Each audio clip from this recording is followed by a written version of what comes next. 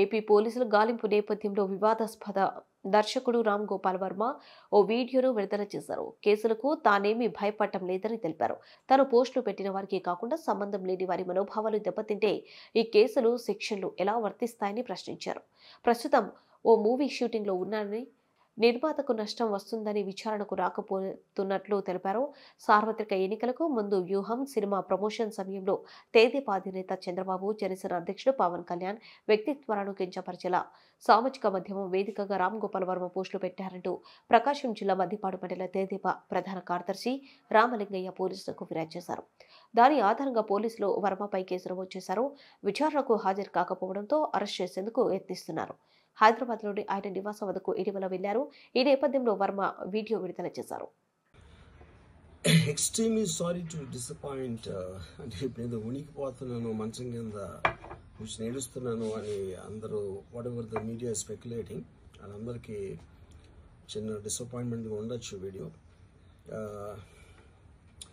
ఇక్కడ పాయింట్ ఏంటంటే, I just want explain the whole concept.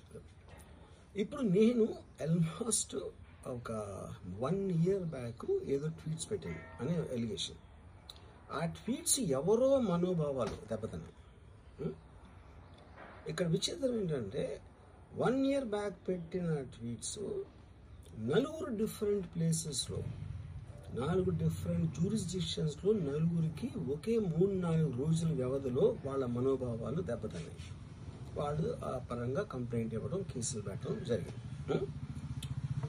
ఇక్కడ పాయింట్ 1, ఎవరి మీద అయితే నేను పెట్టానని వాళ్ళు చెప్తున్నారో వాళ్ళకి లేదు, ఎవరో థర్డ్ పార్టీ, అసలు సంబంధం లేనివాడు.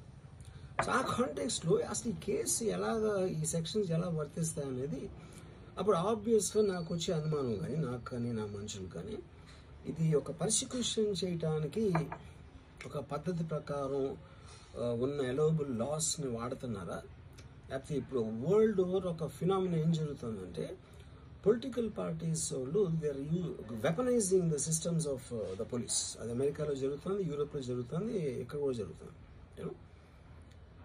అప్పుడు నేను ఏ ఒక్క వ్యక్తిని, ఒక పోలీస్ ఆఫీసర్ని కానీ, ఒక పొలిటికల్ పర్సన్ కానీ నేను బ్లేమ్ చేయట్లా. I think it happens in certain ఒక ఏమంటారు దాన్ని, ఒక వే. అది అందరూ కూడా ఎంతో కొంత అది చేయటానికి టెంప్టేషన్ ఉండొచ్చు. But eventually there is the law of the land which will take the final call. So అది that I completely agree, believe in that and I abide by that as a citizen.